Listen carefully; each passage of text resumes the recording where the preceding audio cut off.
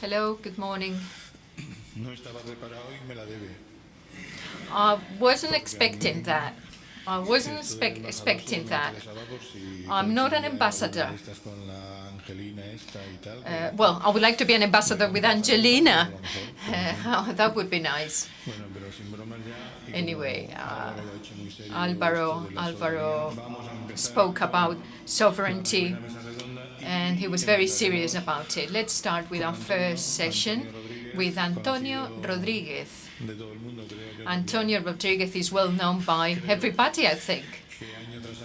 Year after year, he comes to the conference to talk about improvements, news, novelties at the Institute. So, Antonio, you have the floor.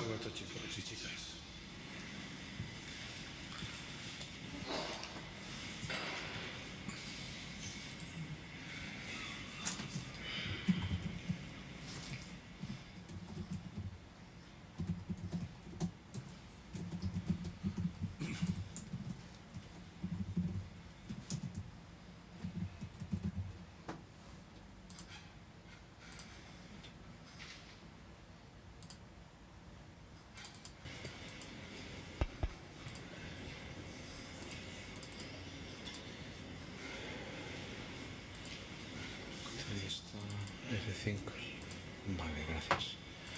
Muy bien, gracias. Muy bien, muy buenos días a todos. Bueno, en primer lugar, quería... Okay, good morning. First of all, I would like to say thank you to the organizers, Alvaro, Mario. Thank you for this opportunity to be here and share my presentation with you. I would like to talk about open data, reusing information, expire the directive, and I would like to talk about topics which are now a classic with us. Open data, open information, etc. First of all, let me speak about the open data concept and about RISP, about Inspire, the directive, and IDEE. I will also speak about differences and relationships and a new boost which is very recent and which is actually the result of our review of the RISP directive. Okay, open data.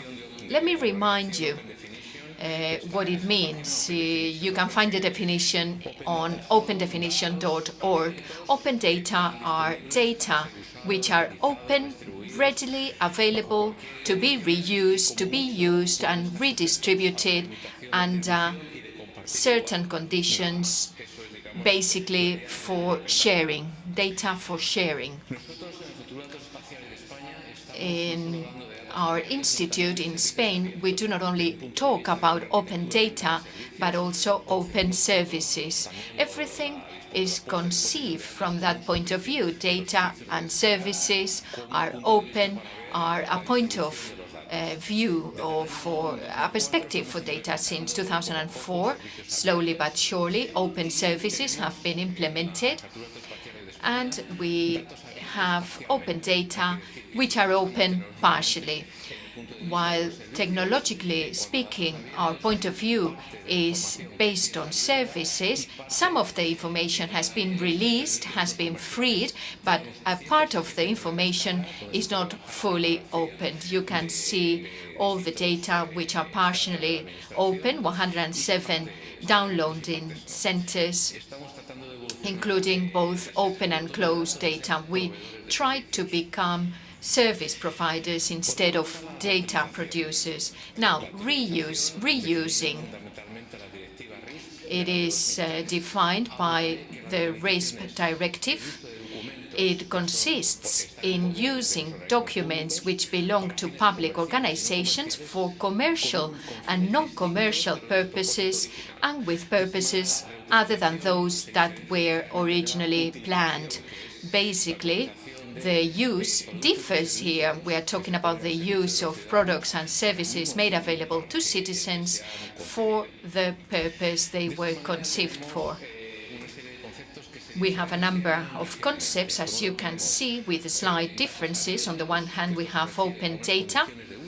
which includes conditions for usage. Then we have reusing, in other words, to use information for any purpose. And here we have production of services and data as something which is sometimes done in an open environment and sometimes not. And finally, we have inspire. And we can see there is always an intersection, but these concepts are different. They have some commonalities, but they're also different. In this respect, from the administration, we can conceive different priority actions depending on the subject. If we are talking about official geographic data, the goal is to publish data and services, and in the most open conditions as possible. If a piece of information is published, a geographic piece of information is published, it is only logical to have a web service. These are geographic data. Inspire is not compulsorily implemented, but it allows for data and services to be published. An example, the local register of provincial data, which includes data on capital cities, official names of towns, etc. In that register, data are published, and web services should be published too, allowing us to integrate the services within a logic. For non-official geographic data, it is logical to think about reusing. In this case, we're basically applying open data philosophy. I already said it, we have 107 centers. And finally, if we speak about non-geographical data, non-official data, at the same time, the open data philosophy can be implemented. If we have a piece of information, the administration needs to publish it for it to be reused. In this respect, I would like to refer to the Open Data Portal of Spain, which includes lots and lots of resources. Open data plays a key role, and in some cases we ought to have open services, particularly for reference official information, whether geographical or alphanumerical. We mentioned reusing as an area which has intersections with other areas. Sometimes data are produced, data that are then made available to society by means of services, and this data is published for any type of application. Therefore, we cannot speak about reusing but direct usage. In this case, some controversies and contradictions may arise. If data are produced, it is not always useful to have gross data. With open data, they should be published in gross without any manipulation whatsoever. But when a complicated product is produced, a map, for instance, with a long chain, it is sometimes more useful to have the finished product instead of gross data, because gross data could be very difficult to deal with, to be handled. They come without correction, without geo-references, while finished products are more useful. Or we could have interim products too, or intermediate products too. Let me now summarize the Risk Directive. It was recently reviewed. It dates back to 2003. It includes a number of conditions and a general principle.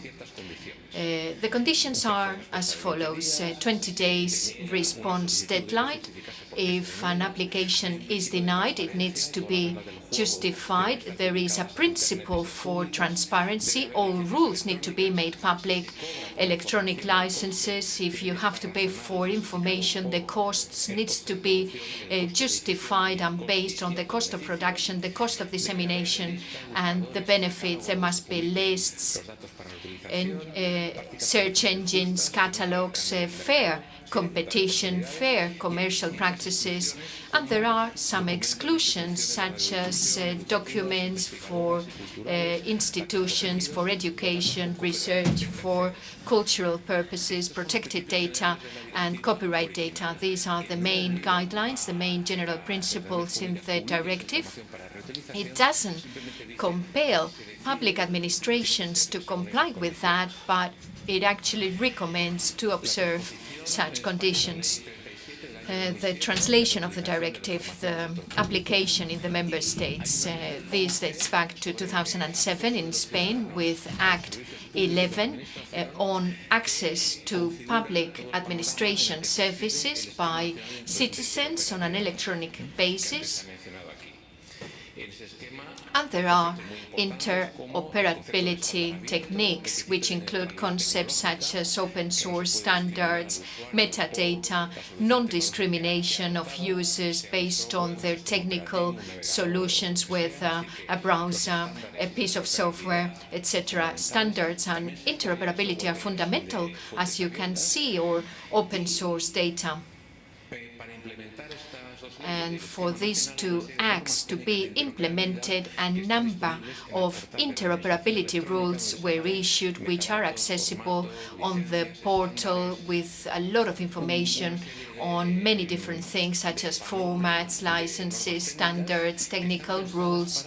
All this has been designed for documents and files of the administration, electronic administration in Spain, thanks to the electronic ID, electronic certificates, has given way to a lot of activities, and it means that a lot of things can be now done electronically. But there is an initiative which is particularly devised for different procedures concerning electronic documents. So it is very much alphanumerical, non-geographical, and it has a very interesting set of tools. Here you see the portal datos.gov.es for Spain. It was created following the initiative of launching technical rules. You can see lots of resources. Many of them are open data. Other data are risk data, which cannot always be used under open conditions or for commercial purposes. There are applications, catalogs, etc. So basically, lots and lots of data and resources. It will be updated in short, and it is indeed good progress. In Europe, a relationship can be found between open data and Inspire relationships. On the one hand, it has been recognized that the Inspire movement in 2002 had an influence on the open data movement and its implementation throughout Europe. There is also a new task force in Europe. It is called ISA-WG-SIS. It deals with interoperable solutions for European public administrations, and WG stands for Spatial Information Services. This initiative is focused on integrating web services on the electronic administration of Europe. In other words, all cartographic mapping data are integrated into administrative processes and services by trying to set out best practices, use patterns, etc. Another initiative is the combination of the Inspire catalog and the EGN catalog. Progress has already been made. We now look to have all data transferable from one portal onto the other, and from the data to be included in the catalog. The pilot phase will be then extended for all standard geographic data to be included in the RISP catalog. This is a summary of the steps. You can see that the transfer, which has already been made from catalog IGN to catalog datos.gov.es. and progress is being made for conversion applications and for periodical uploading. The next step is to do this for the whole IDE of Spain. These two parallel worlds have been given a recent boost. On the one hand, the Risk Directive has been reviewed. A draft was recently passed in summer 2013, and it needs to become a law in 2 years' time. So the previous act will have to be reviewed. And on the other hand, a charter was published by the G8 on open data last summer. Everything happened last summer. And apparently it is very interesting because it will bring another boost to the open data subject. The directive review includes the following points. On the one hand, all data of public administrations need to be reused. This updating can be applied in different cases. First of all, it includes data from libraries, museums, and archives, provided that they do not have any incidents from intellectual property, and it is said that data have to be published in open format. It is also said that whenever there is an application for denegation of data, this can only be done provided that this is based on the present legislation. On the other hand, whenever it is possible, data should be published with open format data. The possibility of getting the money for marginal cost, which doesn't include the production cost and dissemination cost. There are some exceptions like libraries and some public organizations, but all this information has to be disseminated with metadata in open format, and only marginal costs can be collected. If they are not searched, they should be multilingual, and we are going to be surveyed as a member state of the European Union. And then the GH Charter on open data, you know that GH are the most industrialized countries. You see Canada, France, United Kingdom, Japan, and Russia. The European Union is an observer member, and they have established a charter, and there are 5 principles. Open data should be the default option. After they speak about quantity and quality of data that have to be published, and they also say that data should be usable by everybody. Open formats, free of charge, and bureaucratic barriers should be eliminated. All those activities should improve governance, and they also should be an innovation driver. And there is a commitment for its implementation before year 2015. A national plan, a national portal. There are some areas which are defined as having great value, some of which affect those of us working in geographical information, which is the observation of the Earth and the geospatial information. If the most developed countries in the planet, they have decided that this is important, and they have decided to have a plan, that means that this is important. France, Germany, United Kingdom are going in this direction. I would like to convey to you that having data and services which are open are a service driver. The objective and the trend would be to have for official data the publication of the web services that allow us to integrate this information in the logic of our software, both geographical and non-geographical data. All the information should be published as open data. This is the new Risk Directive and also the philosophy of the charter of the GH group. We should implement open data and open services as the public administrations we are, and we should also participate in the transposition. This is compulsory. This should be done in the next 3 years, and this would be a transposition in which we'll have the possibility to have an impact through the electronic forums. We will disseminate all the different channels, but the Spanish law should be the most advanced law as we can that we can get. Thank you very much for your attention. Gracias, Antonio, y sobre todo porque lo has clavado.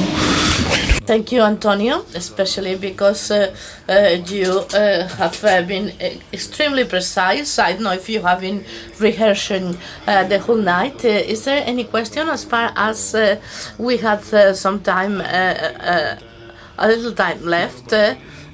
One question here, somebody else, please raise your hands. I have a question. 1, 2, 3. Juan is going to ask a question. Good morning, Antonio. I would like to ask you a question about the transparency law. I had to read the draft just before the summer, and in fact it was mentioned in one of the articles. They were saying that they should apply the administrative silence in the case of the application. Of the different applications, so I don't know if this is what has been approved by the Parliament, but that goes against what you just mentioned, which is that this should be justified. I don't know whether you knew that or if you are expecting that this modified. I really don't know the transparency law, which is the status of that law right now. But besides that, the return of the silence has been criticized, contested. I hope this has disappeared, and I hope it disappears. That's why we have the last slide. Nowadays, we are in times in which, at least in Spain, we have a management which is not aligned with the GH Charter, with everything that is published in Europe. So from the public administration and also by the citizens, we have to struggle against this. We have to fight against this. We have to contribute in forums whenever they ask you about your opinion, to give your opinion, because this is a regressive trend. It's not a progressive trend. I think the directions are clear. GH, which of course takes into account their own interest. They say that this is a very good initiative. So I think this is clear.